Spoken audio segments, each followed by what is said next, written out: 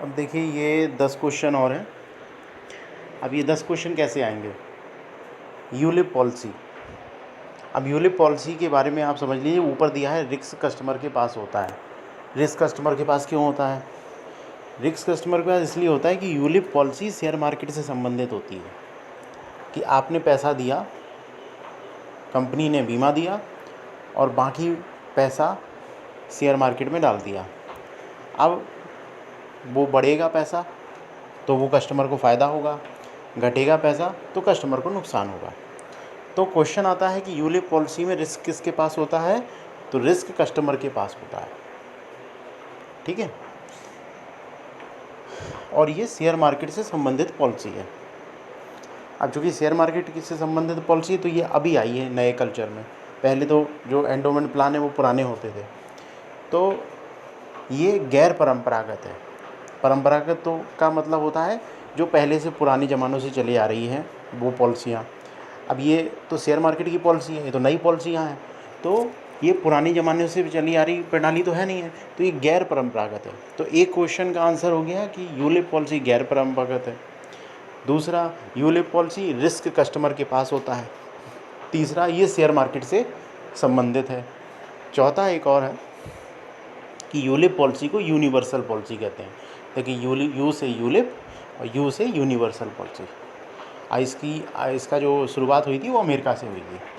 ठीक है, तो इन चारों में से कोई एक क्वेश्चन आ सकता है। अब स्वास्थ्य बीमा देखो, जो नेटवर्क प्रदाता, ये क्वेश्चन आएगा कि नेटवर्क प्रदाता किससे संबंधित है, तो आप समझ जाइए कि ये स्वास्थ्य बीमा के बारे में बात कर रहा है। अब नेटवर्क प्रदाता क्या होता है? नेटवर्क प्रदाता का मतलब होता है जैसे आप हेल्थ इंश्योरेंस कराते हैं तो कंपनी का अभिकर्ता जाता है कि भाई हेल्थ इंश्योरेंस ले लीजिए, तो वो बताता है कि इस शहर के इतने सारे अस्पतालों का नेटवर्क हमारे पास है। यानी कि आप इस शहर में इतने अस्पतालों के पास आप अपना इलाज करा सकते हो। तो इसको बोलते हैं नेटवर्क प्रदाता। तो कंपनी एक नेटवर्क बनाएगी कि इन अस्पतालों का नेटवर्क है, ये जो है स्वास्थ्य बीमा होगा। तो आप जब एडमिट होंगे तो इन अस्पतालों में एडमिट हो जाइए और आपका फ्री ऑफ कॉस्ट इलाज होगा। तो ये स्वास्थ्य बीमा में संबंधित है। ऐसे ही फैमिली फ्लोटर क्या होता है? तो फैमिली फ्लोटर शब्द स्वास्थ्य बीमा में ही आता है। अब फैमिली फ्लोटर मतलब फैमिली का मतलब अगर व्यक्ति कहता है कि हमारे पति पत्नी बच्चों का सबका बीमा कर दीजिए एक ही पॉलिसी में, तो स्वास्थ्य बीमा के अंतर्गत सबका बीमा एक ही पॉलिसी में हो जाता है। इसको क्या बोलते हैं? Family floater. अब आया क्वेश्चन टीपीए, थर्ड पार्टी व्यवस्थापक, इसका फुल फॉर्म है। ठीक है, थर्ड पार्टी एडमिनिस्ट्रेटिव। ठीक है, तो ये आ सकता है कि टीपीए का फुल फॉर्म बताइए, पहली चीज़। दूसरी चीज़, टीपीए काम क्या करता है? निःशुल्क सुविधा प्रदान करता है। ये ध्यान रखिएगा, पैसा नहीं लेता, ये निःशुल्क सुविधा प्रदान करता है। अब टीपीए करता क्या है? अब जैसे मान लीजिए कि कोई की जान पहचान है हॉस्पिटल में और उसने हेल्थ इंश्योरेंस कराया हुआ है। अब पता चले डॉक्टर साहब के पास वो गया कि भैया मेरा हेल्थ इंश्योरेंस है। डॉक्टर साहब ने कहा ठीक है एडमिट हो जाओ, और दोनों की सेटिंग हो गई, कस्टमर की और डॉक्टर साहब की, और उन्होंने बढ़िया लंबा चौड़ा बिल बना दिया और कंपनी के ऊपर क्लेम ठोक दिया। तो ऐसी स्थिति को बचाने के लिए कंपनी क्या करती है? एक टीपीए बनाती है। तो वो टीपीए जो है कंपनी से पैसा लेता है, लेकिन कस्टमर और डॉक्टर से पैसा नहीं लेता है। वो जाके चेक करके आता है कि सही में कोई एडमिट हुआ था कि नहीं हुआ था, ये जो बिल हैं वो सही थे कि नहीं थे। तो इसको टीपीए बोलते हैं। तो एक क्वेश्चन आएगा कि टीपीए का मतलब क्या होता है, एक क्वेश्चन आएगा कि टीपीए करता क्या है, और एक क्वेश्चन आएगा कि टीपीए क्या निःशुल्क सुविधा है? तो निःशुल्क सुविधा है। तो इस तरह से 3-4 क्वेश्चन इसमें से हो जाएगा। अब राइडर, देखिए राइडर का मतलब होता है कोई चीज़ आप खरीदने गए, उसके साथ कोई चीज़ और ले आए। जैसे मान लीजिए कि आपने 5 लाख का बीमा लिया, अब आप कह रहे हैं कि इसी में हमारा टर्म इंश्योरेंस कर दो 5 लाख का, तो वो हो गया राइडर। और फिर आपने कहा कि इसी में हेल्थ इंश्योरेंस भी कर दो हमारा, तो हेल्थ इंश्योरेंस भी हो जाएगा उसमें। तो राइडर का मतलब होता है अतिरिक्त चीज़ें बढ़ाना। बीमा के साथ में आपने कहा दुर्घटना बीमा भी लगा दो, इसमें टर्म राइडर भी लगा दो, हेल्थ इंश्योरेंस भी लगा दो। तो इस तरह से आप इन सब चीज़ों को बोलते हैं राइडर।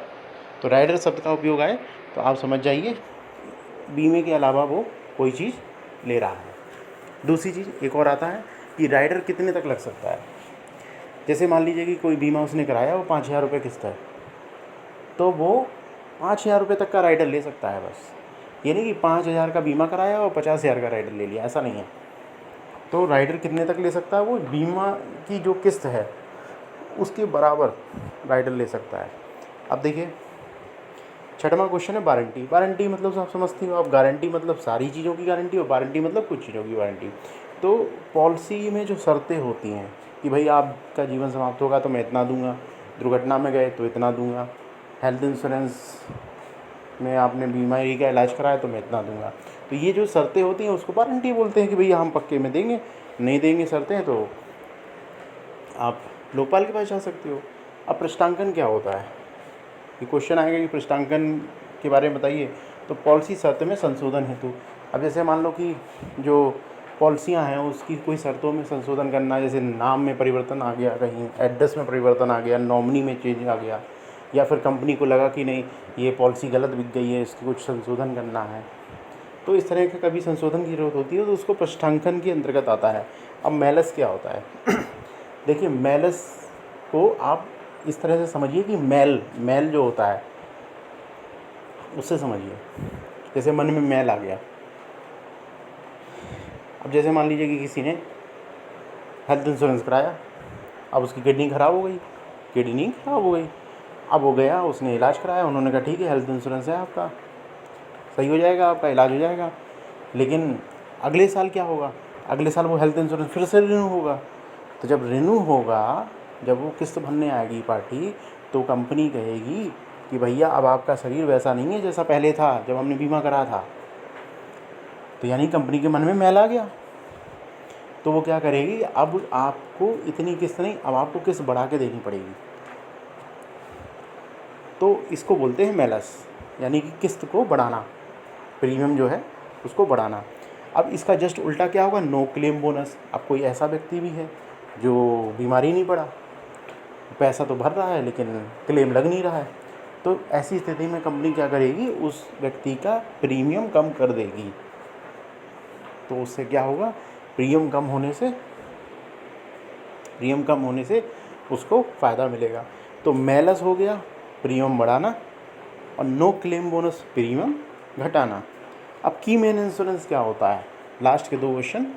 की मैन इंश्योरेंस के अंतर्गत क्या होता है कि जैसे मान लीजिए कोई कंपनी है, अब कंपनी में जो किसी की कंपनी तो होगी वो, अब वो कंपनी में कई कर्मचारी हैं, लेकिन कुछ कर्मचारी ऐसे होते हैं कि वो कंपनी को बहुत ऊपर ले जाते हैं, बहुत इंपॉर्टेंट कर्मचारी होते हैं। तो की मैन मतलब जो मेन कर्मचारी हैं। अब मान लीजिए कि उस कर्मचारी के जीवन समाप्त होने से कंपनी को नुकसान हो जाएगा। अब कंपनी को लगता है कि ये कर्मचारी अगर हमारे साथ नहीं रहेगा, काम नहीं करेगा, या इसका जीवन समाप्त हो जाएगा तो कंपनी को नुकसान होगा। तो ऐसी स्थिति में कंपनी क्या करती है, उसका की मैन इंश्योरेंस करा देती है। तो ऐसी स्थिति में यदि उसका जीवन समाप्त होता है एम्प्लॉय का, तो जो पैसा होता है उसका जो भुगतान है वो कंपनी को हो जाता है। इसको की मैन इंश्योरेंस बोलते हैं। तो सीधा ये की मैन इंश्योरेंस के बारे में आएगा, और अगर आप ये समझ गए तो सीधा क्वेश्चन का आंसर आप दे देंगे। अब ये विवरण पुस्तिका, उत्पाद की जानकारी। भाई जो पंपलेट वगैरह जो मिलते हैं बीमा बेचने के लिए, तो उसमें सब दिया रहता है कि कब कितना कैसा पैसा मिलेगा, इस पॉलिसी में क्या क्या लाभ हैं, क्या क्या सुविधा है। तो ये विवरण पुस्तिका में होता है। तो पंपलेट वगैरह जो होता है उसको विवरण पुस्तिका बोलते हैं।